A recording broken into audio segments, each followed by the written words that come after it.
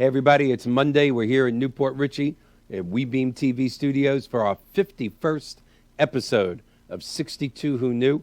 Tonight is a world-renowned life insurance expert, Miss Marjorie Schaefer Gelbwaks.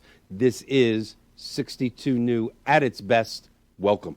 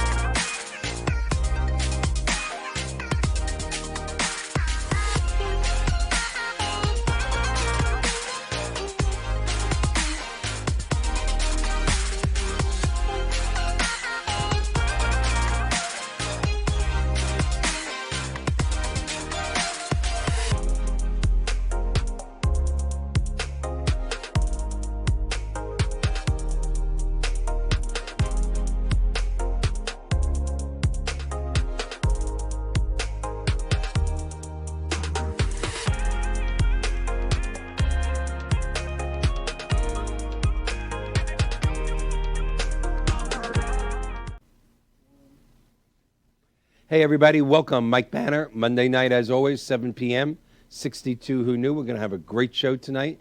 First, as always, I'd like to thank last week's guest, Mr. Colin Castle, Regional Director of Home Instead, the largest non-medical in-home care company in the country. It's always so much fun to have him, not just because Home Instead does so many great things across the country for its patients, but Colin and his wife are just such tremendous people. The philanthropic things that they do for people is staggering, and as I'm fond of saying, it's 62 Who Knew at its best, which leads us to tonight's guest as well. But before I introduce tonight's guest, as our audience, our idiots, that's a bunch of idiots, I guess, and idiots. As our audience, that'll be on the 62 Who Knew blooper reel. As our audience continues to grow and approach 50,000, because we've gone from 40 to 42 to 44, we always want to welcome our new guests and give you just a little synopsis of what 62 Who Knew is. First, I also want to tell you we're still not back in our permanent studios. We're still here working around as John is remodeling the entire studio. He was nice enough to put me in the section with Superman and Batman because he knows that's my favorite, especially Superman. Thank you, John, for doing that. But what is 62 Who Knew? Why do we do this every week? Here's the story. As you approach 62, some people do it in their 50s, their mid-50s, but whenever, the closer you get to 62, the more you think about retiring, the more you think about your ultimate mortality. And it doesn't make a difference if it's me at age 61 or if you're in your 50s or 40s. All of us, my father, his father before him, they all had the same questions as they approached 62. Have I saved enough money? Do I need to continue to work? Should I take my Social Security at 62 or should I defer it for a later age? Do I have enough life insurance? Did I let go of my life insurance because some so-called expert told me to? Do I have long-term care insurance? Is it too late if I don't? Do I have disability? We all ask the same questions as we approach the age of 62. Every generation asks the same question, except for my generation. Today's generation has a totally different obstacle, has all the same obstacles, but one more that other generations didn't. And that's longer lifespans. Medical advances, technologies, scientific breakthroughs in the last 3 decades have just enhanced prolonged lifespans. And in fact, if you make it to 65 in this country, notice I didn't say healthy, just make it to 65, you have a 50-50 chance of making it to over 90.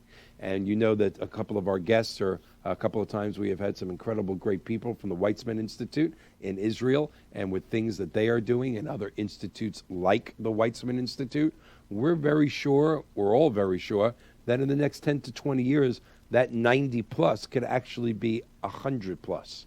So who knew at 62 that you could still have half the time left on this planet that you've ever been here? My father, his father before They didn't have to worry about longer lifespans. We do. And the truth is, less than 1% of this country can retire in their early to mid-60s and financially make it to their mid-90s with a quality of life. So without further ado, sorry, got to do it.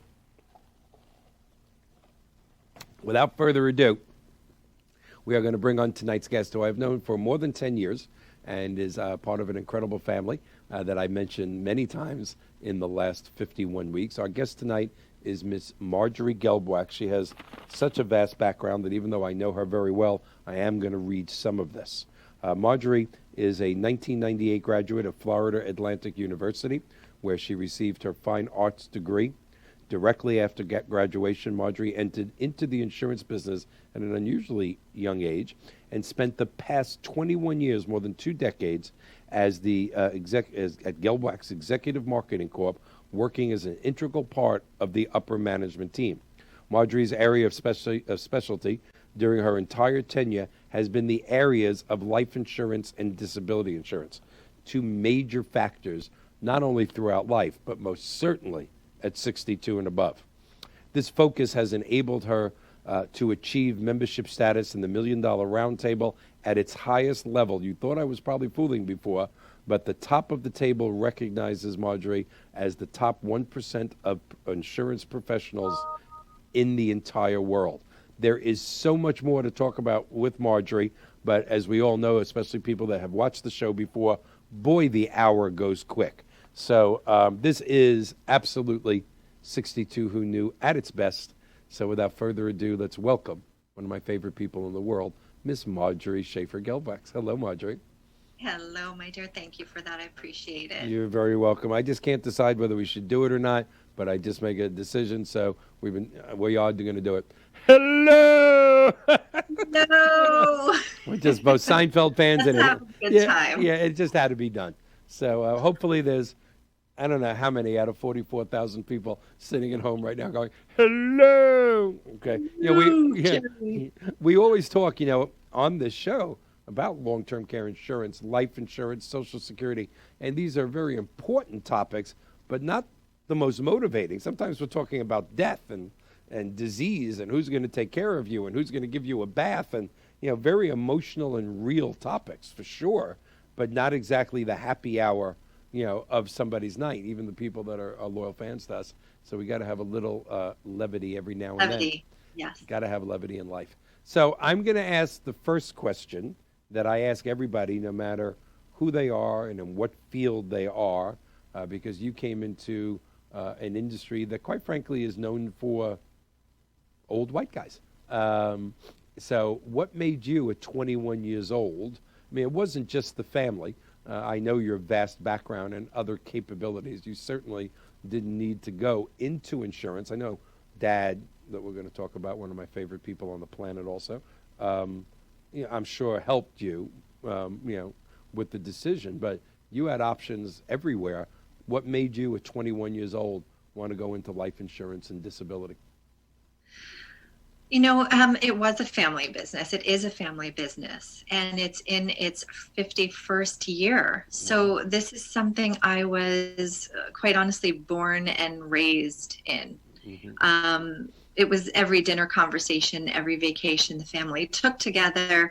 It was surrounded by this. And I grew up watching my parents in this business and how they interacted with people, with other business associates, with clients, with companies. And I really got to see, again, from the youngest of ages, I saw firsthand the importance of proper planning through vehicles like life insurance, like disability insurance, and long-term care came later, as most of us know. So, I came to it understanding and believing that life insurance is a wealth protection safety net that allows clients and their families to basically achieve their financial goals by replacing income or paying off debt. And I've seen it time and time again, of the difference that it makes to a family when they have some type of coverage, some amount, versus those who have none. And it could be really tragic to an overall financial plan to not have that type of coverage in place. And I constantly got to see this. Yeah, there's nothing So it better. just really felt like making a difference. That's incredible. I know before I met your dad, actually, I know your dad for almost a dozen years, but it was about 20 years ago when a president and CEO of a fairly large insurance agency and I were doing a joint venture in my mortgage company. And he asked me, my youngest child wasn't born yet. I had my two daughters. And he asked me how much life insurance, I had. And I was kind of proud of it. I said it. I said $250,000. He goes, really? And he was standing in my office where there was pictures of my daughters and us at Disney World and us here and us there. And he goes, so you're one of those? And I go, what do you mean one of those?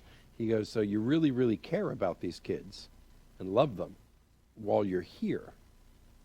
But if you're gone, hell with them, huh? And now this was a man 15 years older than me, quite wealthy, quite successful, CEO of a company with 7,000 captured agents. And I went, what? He wasn't trying to sell me anything. He said, it's what people don't understand, Michael. And he said, could your two children, since your wife doesn't work, okay, get through their years, through college, have a halfway decent car, maybe a good start in life, God forbid, without having a lot of student loans, on $250,000? What was one's 6 and one's 9? Right. And I went, no, not even close. He went, then, all these pictures. It's just, if you're here. But if you're not here, and I tell you, that conversation literally changed my life that minute. I went, okay, send me one of your agents. And we sat down. Yeah, it really is a life changer, and it's surprising how many people don't look at it that way. Yeah, it's true. It really does resonate. And that, comes to a point of why some people do choose to buy coverage. There are certain triggers in life that happened, and this seemed to be one for you. Another one that I see commonly is if somebody has a health scare themselves after an injury or a serious illness, and they realize it can happen to me. And this realization that it's also statistically possible that a sickness or disability or a death may happen, and that life insurance is a worthwhile and cost-effective purchase. Or their friend's advice, because their friend had a triggering event, or somebody close to them, a family member, a friend, somebody did pass away. And there's this stark realization and fright that kind of happens. It's not a fun topic to talk about, but it really does provide so much, just a blanket around people. Yeah, especially people you love. One of the other things, not that he needed to close me, because I was in shock at that point when he said that to me, because I consider my children my most important things in life. And when he actually said that, it really did take me by surprise. But one of the other things he said that I've repeated so many times, I repeated it to your dad. He said, yes, I've said it many times. He said, he gave me an example of a mom, a dad, and two children in a car, different sides of the country. They get into a car accident, totally different sides of the country, same age, same everything. Both sets of parents die. Children live. One set of parents had life insurance. One set of parents didn't. He said, so here's the decision what you have to make. I go, what? He goes, the people without life insurance, their children are orphans. The people with life insurance, their children are heirs. Do you want your children to be heirs or orphans? Which was another thing that just hit me just like he punched me. And it really is incredible. So let's forget 62 who knew just for a second. Our age bracket that is watching this show, is really about 48 to about 60, which we're very, very happy about. But let's forget that just for a second. What is your average client that you talk to that calls up and says, okay, Marjorie, I think I need life insurance? Is that a guy in his 20s having children? Is it 30s? What is your average in today's world of longer lifespans? What is your ideal client? To say what is my ideal client is just anybody that can help, to be honest with you. Yeah, that's good. My spectrum of ages varies greatly. I happen to work primarily with financial advisors, financial planners, estate planners, CPAs. I'm working with the client's trusted advisor most of the time. But together we're a team, and we're assessing the needs and values of what their overall plan looks like, and coming up with this cohesiveness of making sure they're covered in every which way. You can plan for retirement, and you can put money into this account and that account, but also layering this with life insurance and understanding the value that creates is very important. So I'll have younger people call me that are 20, maybe people in their 20s that recently bought a house. But I also have that with people that are in their 50s and 60s that recently bought a house and want to make sure that mortgage is covered. Or again, from the other perspective in the age gap, I had someone call today and they were 86 years old. It's a Can they get life insurance? They can. It's a very different world now. And that person, I can deal with, say, an estate planner who says, Marjorie, I have this individual, they're an athlete, they signed with the NFL, I need, a 10 million, 20 million second to die kind of policy.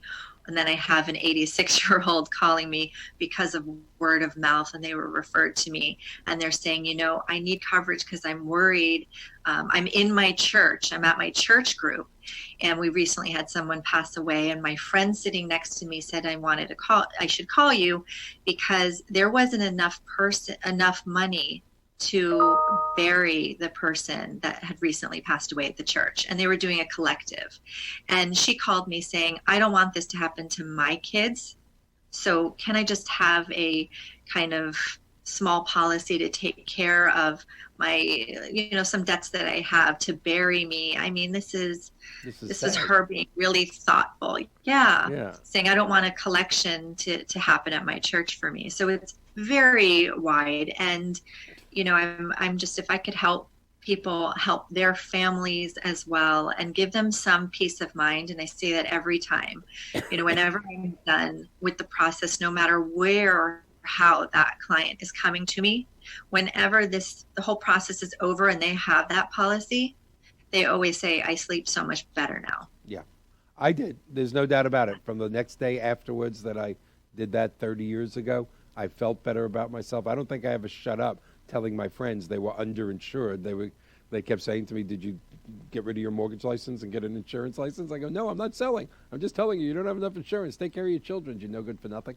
It's just, it really is a very emotional subject. But, like long-term care insurance, I mean, like so many other things, final expense insurance, sometimes it is hard to sit down with somebody and talk about death and disease. And like you said, until they have that trigger, and suddenly it's real. Right. Yeah. Yeah, absolutely. There's this, probably focusing more on our audience on 62 and on our show, is that a common, I would say, financial objective that I hear from a spouse when usually working with a couple or one of them is that they're saving for retirement. Yeah. And so I always ask, are you satisfied with the progress that you've made towards retirement? And never once in 21 years have I been told, I'm all set. Yep, everything's great. Well, I'm all set. Everything's great. Really happy. And I explain that if you look at it from this kind of organic perspective, from a 360-degree view, and say life insurance can really be a self-completing plan. There's this saying that goes, there are only three things that are going to happen to you between now, however old you are, and retirement. And that is that you're going to live, thank goodness, or you're going to become sick or disabled, or you're going to pass away. And a cash value life insurance policy can provide peace of mind in all three of those scenarios. Yeah. So if you live and you enjoy all the living benefits of life insurance, including potential tax-free retirement income that you're just adding and layering on top of your existing plan, and then your loved ones receive the insurance proceeds tax-free when you pass away, If you're disabled or sick, you have the disability waiver on your policy. Your premiums are waived should you become sick, and your benefits of your policy stay in force. So it's really a very comprehensive plan. People, it's as we said, it's not this real exciting topic, and people really look forward to it. But if we look at it as another just way of, you can take care of yourself, you can take care of others at any point, at any stage in life, it kind of changes the narrative a little. Absolutely. Well, let's talk. You mentioned something like covering your mortgage. When I went into business 37 years ago, mortgage insurance was looked at as a different product. Today, mortgage insurance is what Fannie Mae or Freddie Mac or FHA charges, when you're putting a certain amount down payment down. But when I started actually in the early 80s, everybody said to me at the closing or before the closing, look, neither one of us can pay this mortgage payment without the other. And I don't think that could be more true today. Most people are a two-income family. Is that, I don't see that often.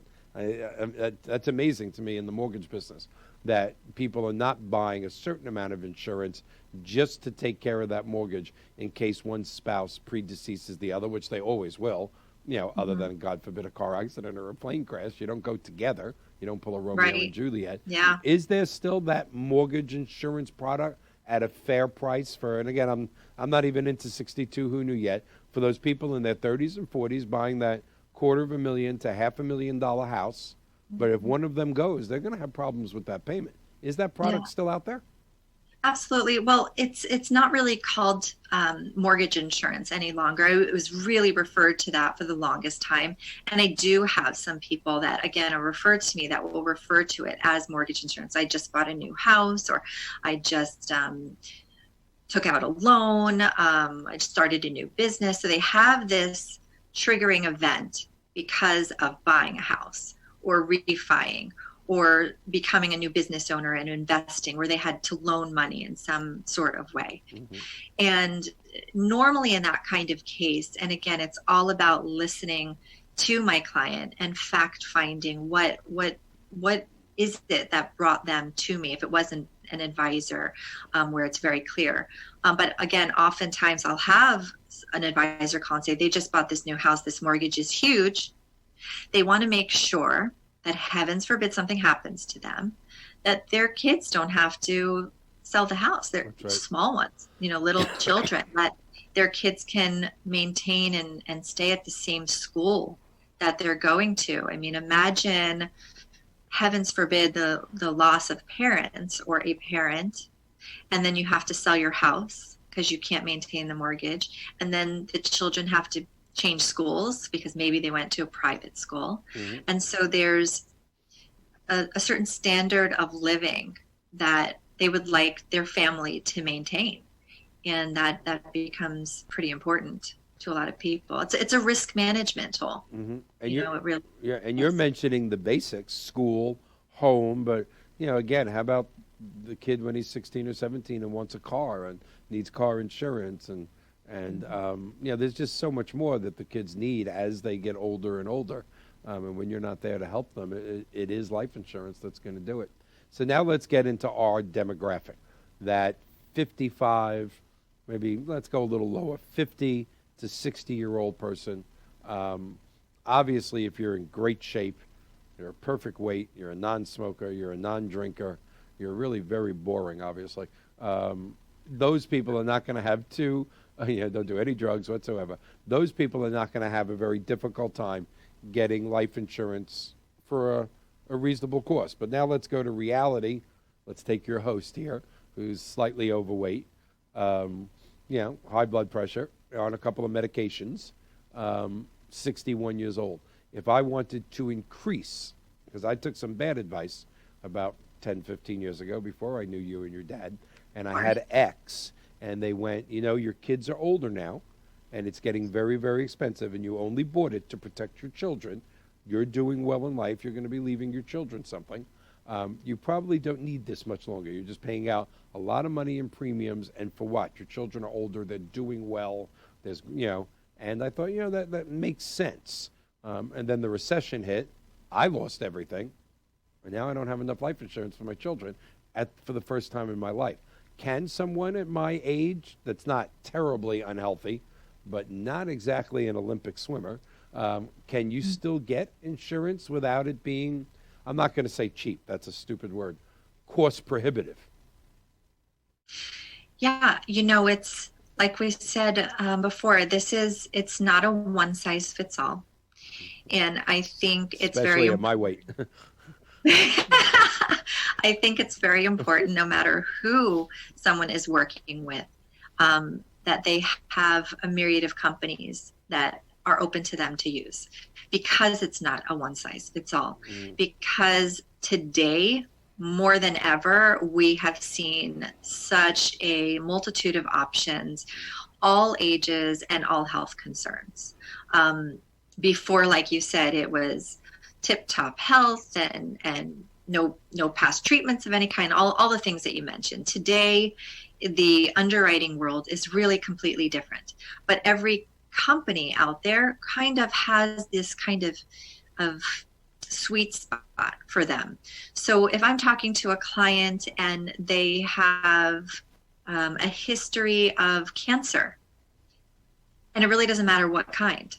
If you've had a history of breast cancer, if you have heart disease of some kind, if you're a tobacco user, from cigars to vaping, which is very popular now, to the insurance industry also having to modify and look at people that are using CBD oil and marijuana.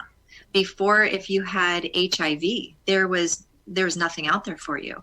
That's not the case now. People are living much longer, as we see with HIV. It's no longer this terminal death sentence. There are options, and the insurance industry has come to understand this and to underwrite according to that. So if you've had heart conditions, heart surgery before, height weight charts are so much more lenient today. There are a lot of viable options. And there are even options for 65 and under, from 0 years old. From 0 years old of just being born, you have a social security number, to age 65, with a handful of companies that are a simplified issue. You don't even need a paper application. You can apply online. You can get up to $1 million with some of these companies, and possibility of even waiving an exam because you're having a phone interview. So these are things that we really didn't see before. And it really has opened up the door to say, we're going to listen to each client. We're going to hear what their health concerns are. When did their cancer treatment end last? Where are we now? And really take this whole kind of organic approach to it, to say, we'll be able to offer them something. And if that person originally wanted 3 million or 1 million, and they come back with a certain tentative rate class, because I'm able to look at all the companies and speak to their underwriters that we had all these relationships with for 51 years now, and say, is this the right company for them? And this is what their health concerns are. We could say, well, maybe this isn't quite as affordable for you as you were thinking. This isn't within your budget. So let's reduce down to $750,000 instead of 2 million, or whatever it might be in that particular case, because it is so flexible. It is so flexible, and having something for your family or for you it makes a difference. I've seen it. And let's face it, if you did have a goal of $1 million or $1.5 million, and because of age or something health related, you were cut by the underwriter to $750, that's still a very significant amount that is going to be a life changer to your heirs. I mean, a total life changer. So it's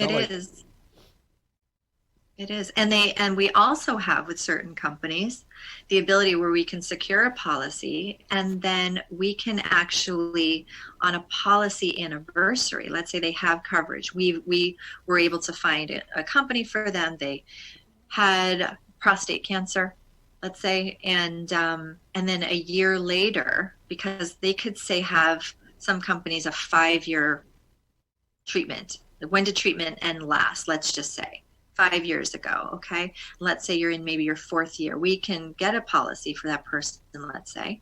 And then a year later, we can reapply for reconsideration. So they already have a policy. We can go back, send in the new test results, the new scan of whatever it might be, and they can actually increase give them a better health class and then lower their rate. I never knew that. Let me ask a self-serving question. The average age of one of my clients in the reverse mortgage world is 68. That used to be much, much higher than that, but thanks to the improvement of the reverse mortgage world, there are now more younger people using their equity to help bolster their retirement before it's a last resort. You've heard me speak enough times. The old way of thinking was your equity was the last thing. That's your last resort. The new way of thinking has been for a while now, and it's finally getting across to financial advisors. Why not let your portfolio, your assets continue to grow and use your equity now so you never run out? But let's talk about a 68-year-old person. And still, one of the downsides of a reverse mortgage, even as somebody who loves it, as I do, and is passionate about it, is the fact that the interest is, in fact, accruing. So if you do, in fact, borrow $350,000 at 68 years old on your $700,000 house, and you live to be 90, 22 years, and even at a great interest rate, 22 years of accrued interest, that money that you owe is going to at least triple.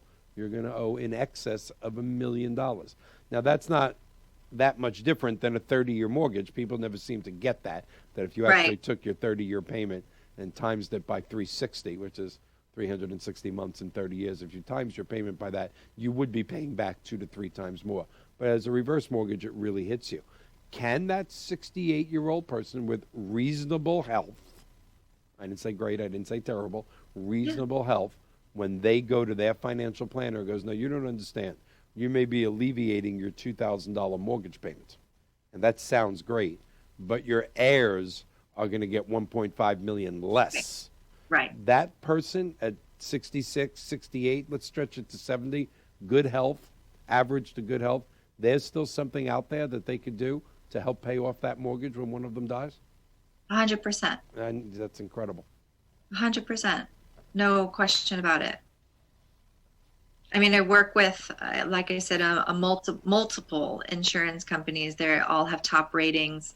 I obtain all the health info from my client and find the best solution that fits them personally. This would be the fact finding of understanding what is driving them to this and how it's going to help them. Okay. But absolutely, that's no problem at all. That's quite common. That's incredible. Quite common for me to receive a phone call and help them out. I think we might have to, you and I, pound this down the reverse mortgage world's throat because many people don't take a reverse mortgage for that very reason, the love of their children. Yes, we would love to do it. It would give us such a better quality of life, but I really don't want that big of a mortgage on my house in 25 years. I want the kids to get it's scary, sure. Yeah, it's so that's incredible. All right, so let's, again, being a dinosaur, the term, buy term, invest the rest, which I've never been fond of that term because I have found most of my friends that did that 20, 30 years ago, bought the cheapest insurance possible, and then squandered the rest. They never invested it. Right. What is your opinion when somebody comes to you, or is it all about how much income they really have to spend? Do you go term? Do you go universal? Cash value? What do you do? Or again, is it up to that person's income? Again, it is very personal to each person. So if I have a client coming to me because of their trusted advisor, normally we have a tailored plan that we've already have in mind after getting the health information, making sure that the advisor is included in the dialogue so everyone is working as a cohesive team and on the same page. And it's very different per person. I agree with you. That's never been a term for me or in my practice of buy term and invest the rest. You just don't see people doing that don't have that advisor in their life that is kind of creating that engine to move for them, To push or they them, don't have that discipline. Yeah, they don't have the discipline to do it. Now, of course, if you do have term, because I'll see that typically with the younger generation that they're buying the term coverage because it is the least expensive route to go, is to purchase term. And so I could see a younger buyer or somebody in college. I have a lot that I deal with that are medical students or new, yeah, because I've worked with the AMA before. And so it's a lot of physicians that are new physicians, but they have an enormous amount of debt that they've created from school. And they'll buy term, and then they know that eventually I let them know that either we can cancel that and buy new coverage in the future when income is different for them, or that policy is convertible to a universal life policy. It will cost them more money, but it works very differently. It's like term is renting a house, or universal life, buying one. Mm-hmm. So it really is up to listening to the client. And again, as we discussed, many become normally very anxious and nervous about the whole process because they don't know what to expect. And so it's important for me to be able to put them at ease and explain the process, to let them know that I'm really listening to what they value and what's important to them, and to go through the process and make it as easy and comfortable and seamless as possible it is for them. I oftentimes don't see my client face to face because I'm licensed in every state in the United States. And so I do a lot through talking to them like I am with you right now, so they could see a face to face. I fly to different places to work with them as well. But because things don't need so much of a paper application these days, and technology has caught up, it enables me to be very mobile and to work with clients on, in California. We were coordinating the other day, and I had a client call with someone who's in LA, and I'm here in South Florida. So it really is being in tune with them and hearing their goals and their purpose for calling me, and just kind of wrapping around their circumstances and tailoring the plan for them. I'm going to ask another question that I think is obvious, but I could be wrong. When I was in my early 30s and I did buy my insurance, I was amazed. It was, how old are you? Do you smoke? Do you this? Do you that? Here's your write this check. I'm assuming as you get into your 60s, 70s, that's not that easy, that this is going to involve medical tests, blood, urine, or does that also depend on the amount? Do you go through more to get, obviously, a $500,000 policy, and if somebody would, no, I want a $3 million policy? Completely depends on the company. Again, they have different guidelines. Every company has different guidelines. Some are very similar, but they're very different. So to be working with someone who knows all those caveats and knows the difference between what the companies are looking for is very important. But like I said, we have companies right now that you can, through a tele interview, mm-hmm. and I could email them a link, and they can apply online through the link that I send them from a particular company that we have looked at and decided upon. And it's electronic signature on my end, on their end. And I'm walking them through the whole thing. And then they have a telephone interview in some cases. And most of those stop at age 65. But again, I said since birth, and you have a social security number to 65, where we can do all of that pretty seamlessly, and it's a telephone interview. And then after the telephone interview, the company can say, based on some of these answers, we would prefer that they also, if they want to continue moving forward, that we would like them to complete urine and blood and a physical in person. Yeah. And that's really easy too, because it's paid for by the insurance company. They can do it anywhere, typically someone's home or their office. You get the results You get the confidential results yourself, so you can keep and maintain those, and they'll run the whole profile. Yes, of course, if it's maybe a buy-sell agreement and you have other paperwork involved with other business owners that are involved, so you're dealing with another step of paperwork just to show the interest of why the insurance is needed.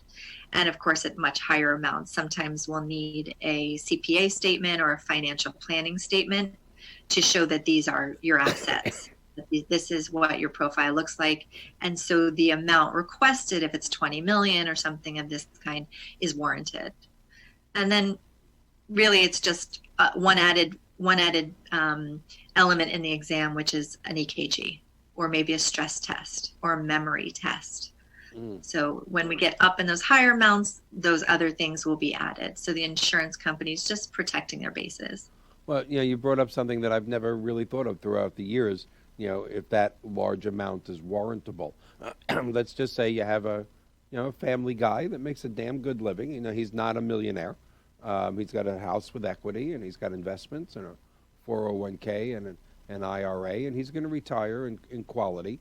But again, a millionaire, probably not. Could he say, you know what, this is what I want for my children? I want a $10 million policy. It may be more expensive than a man of my means can afford, but I would give up certain things to make sure that my two children each get $5 million.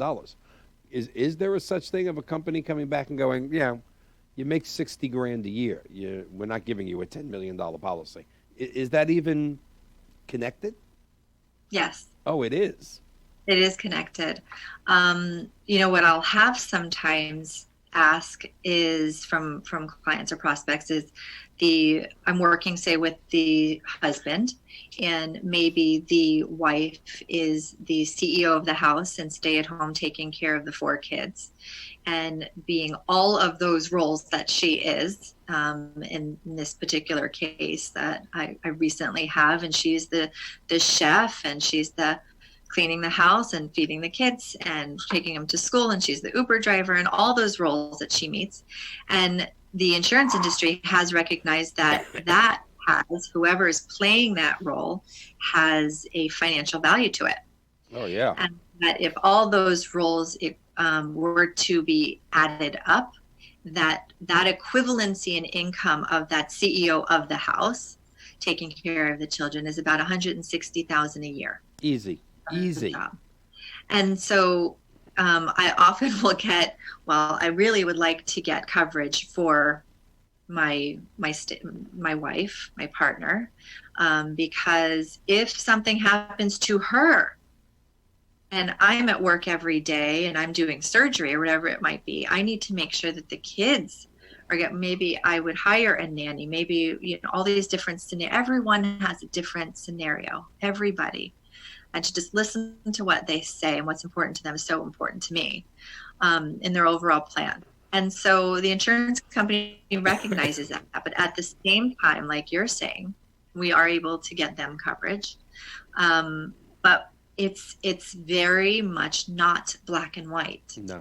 Because I can have, let's say, a new surgeon, and they know that he's going to start maybe at this salary, but that is going to increase. And oftentimes what I see is a contractual agreement from a company saying, from the radiology place that they're going to work at now, that there's a step up every year.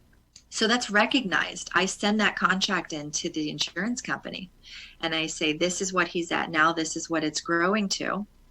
And here are other assets. He just bought a house that is a $1.3 million house. He doesn't have any other coverage, or maybe he does.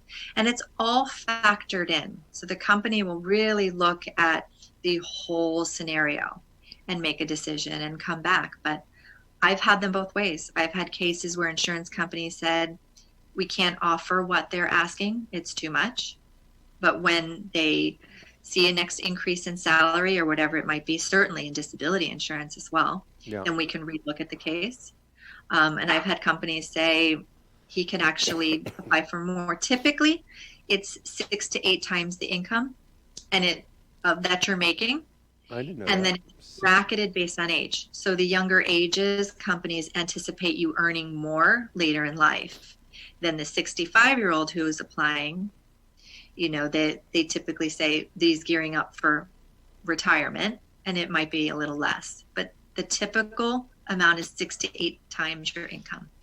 All right, and I know you gave an example of, hey, if mom was gone and somebody else had to Uber and do all the things, because he was out doing surgery, and I know you do business with a lot of doctors, but again, to me, I'm always been one of those blue collar kind of guys. To me, that is so important, or more important, to the police officer, the fireman, the manager of the factory, bringing down 75 Teachers. grand. They have no shot of replacing the CEO of the home whatsoever. Right. Yeah. Yep. It's 100% true. And, it's without even knowing it, you're really touching on it because, those particular groups or segments that you've mentioned with firefighters or police officer, I mentioned teachers, a Especially lot of teachers. what I have found truly there is a word of mouth because I have a very close friend who's the captain of the fire department locally, wrote him, and they are given, they have group life insurance, and it's not enough. No, it isn't. My son-in-law It's is not a enough. police officer. It's not enough. They're doing It's what they not, can. I give them credit, the city, the county, the state, but it's not enough. and they recognize it. It's something and they need it and it's so important and they always opt in for it. Hmm. But they realize that, and then kind of it was once I wrote 3 of the police officers were in this fire department, then it was, my phone was just ringing saying, you need to help my friend, you need to help my friend, you need to help my friend, because you know what they're talking about Of there course. late at night, and boy, we're so grateful for them. Well, they are this would be a totally different show. I would do it with your father and Mark. The disrespect at this particular point that our first responders are looked at by so many people in this country, specifically police officers. It's a nauseating topic for me. But these are our everyday superheroes. These people, as far as I'm concerned, should be wearing capes. The firemen, the policemen, of course, the first responders, the ambulance drivers, and now I got to tell you, our teachers are just now they're first responders. They're watching out for the kid that may have go into shock if he comes near somebody that had peanut butter in the last week, and they're protectors. They're just everything. The They teachers, are. and yet these that's a totally different show. But sometimes in this greatest country, and it is the greatest country in the history of history, we're in a little weird shape right now. We're in a bad place, but it's still the best of the best. But we seem to have gotten some of our morals and ethics ass backwards in this last 20 years. I don't think it's been recently. I think it's been coming over the last 20, 30 years. But let's talk about that for a second. This hour goes by so quick. It's ridiculous. But let's talk about, simply because it's a family thing. It's a personal thing to me. My son-in-law, Ryan, who I'm so proud of, who is a police officer right here in Tarpon Springs, Florida. If a 40-year-old manager in Publix wants to buy $1 million in life insurance, and a 40-year-old police officer or fireman wants to, I would assume, since the policemen and the firemen have a higher risk of dying, that there's going to be a pretty healthy difference in those premiums, or No. no? I didn't. No. If it's disability insurance, Yeah. we are talking something different, because disability insurance is based on income, and based on your classification is based on your occupation. With life insurance, it is not. It is not based on that. It's a health underwriting. But now I can even insure someone that is going overseas in war. But there are actually certain places that if you're going to visit, they can discriminate upon, because there is a terrorism list. Right. So there are certain countries that if you said you were going there for vacation or business, they will actually do a postponement or decline coverage. They'll say we can't because you're going to this location and it's high up on the terrorism list. But yet, if I have someone that was in the Marines who was going overseas to Israel, it was no problem getting them covered. Okay. Through coverage. Yeah, I mean, I've learned a lot from you in the last, obviously, 10 to 12 years, but in the last 50 some odd minutes, I'm not sure how close we are to the end at this point. John will put it up in a second, but I would have just guessed that, the more hazardous your job, the more expensive. Yeah. So, and let me go extreme only because this is really shocking me, to be honest with you. I own a parachute school. I jump out of planes 3-4 times a week. My life insurance is going to be based on my age and health, not the fact that I jump out of a freaking plane. Well, there would be on every application, there is a hazardous question. Do you participate in competitive race car driving, competitive skydiving, racing, boat racing, these types of things, horse racing, these kind of occupations. That's very dangerous, horse racing. Yeah. But then you'll also have on there, how many times do you scuba dive? Really? Do you scuba dive? And if so, how many times? What is your PADI rating? Or skydiving, like you said. So if that, and that's one of the questions I ask them. Of course, I say, I think that driving on I-95 could be hazardous. Yes. And we do that on a daily basis in a weapon that's going, 60, 80 miles an hour, versus somebody who's scuba diving and that's PADI certified. Right. So, but that question is answered yes, and it's always one of my fact-finding questions to avoid any surprises. There's an additional form for that, and it would be a specific form. It will be a skydiving form or a race car driving form, something of that nature. And you fill that out, and depending on your questions, like the scuba diving will ask your depth that you normally scuba dive at, or if you've had any incidents before. And so they can say this is a bit too much of a risk, but if that was, we have another company to go to that accepts that type of risk, that accepts the football player getting tackled. I think I heard the other night on the Steelers game that Ben Roethlisberger has been tackled 800 times. Mm-hmm. 800 times he's been tackled in his career so far. And I thought, well, we actually have a company that would cover him. Wow. With what he does. What he needs is better coverage by his linemen. But okay, but you have a company that's it. Obviously, we have to talk to the front fighters. Line. Yeah. I work with a lot of athletes, and so I have UFC fighters, that are in the octagon, really? And it doesn't matter. We can secure them. Well, I got that. To me, that's incredible, and I think that's I've always said that the mortgage world is very unbiased. I mean, you can be 88 years old and apply for a 30-year mortgage, and you're getting, whether you're approved or denied, is based on your credit, the collateral, and your ratios, your ability to pay back. The fact that statistically you're not going to be around, or not even allowed to consider that. I did not know that the insurance business was that not biased, that unbiased. I thought they kind of used almost any excuse, I hate to say that, to raise your premium. That's an incredible thing to know. We only have about 3 minutes left, and just let's talk about disability. I can't, you are going to come back, right? And it's not going to take 51 weeks, right? Right. Okay, you promise, because 42,000 or 44,000 people are hearing this promise. You do promise, right? I promise. We do need to talk about disability, which is something, as you can see, I'm coughing more this show. The person that I wanted to be on the show the most for the last 51 weeks, sorry, Mark Goldberg, you weren't number one, Marjorie was. He'll understand. He will. And your dad a close second. In fact, next time you come on with your dad. But talking about disability, I mean, I'm mad at myself at 61 years old, as I'm deteriorating before the camera as we speak, that I don't have disability insurance. So people in their 60s, though, again, based on their income and their current health, it's not too late for me. for disability insurance. Right. Is it? Well, She's hesitating, John. She's thinking.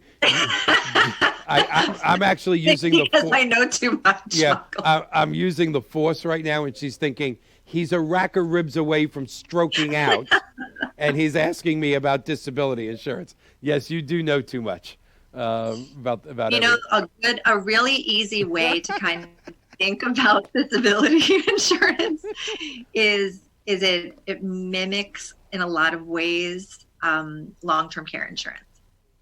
Oh, I'm dead. Okay. Right. And we didn't get a chance to talk about it and we so much. Yeah, and all the different, because we have life insurance with the hybrid models now, which are remarkable, with life insurance and long-term care hybrids and fun 1035 exchanges that we're able to do, and all these incredible delicious tax advantages that they bring and benefit. And I'm seeing a younger buyer more than ever do this type of policy, and it's really nice to see, because I know that they're really taken care of in every kind of way. Yeah. But with disability insurance, it's really that income loss, right? And so they are going to discriminate, if you will, based on occupation. And I mean, I say discriminate. So. Rightfully so. We use that term, yeah, we use that term sometimes, but that occupation gives you your classification with the insurance company. They have to put you in a class of an occupation, right? Because they're securing your income based on your occupation. And actuarially and statistically is the life insurance industry, so they're going to statistically rate you. We have 10 seconds left, so you are going to come back with your dad. We're going to do a panel show. 5 seconds left. Thank you so much, Wonder Woman, for being on the show. Thank you so much. Join us next week. Stay on so I can talk to you after the show. Thank you, everyone.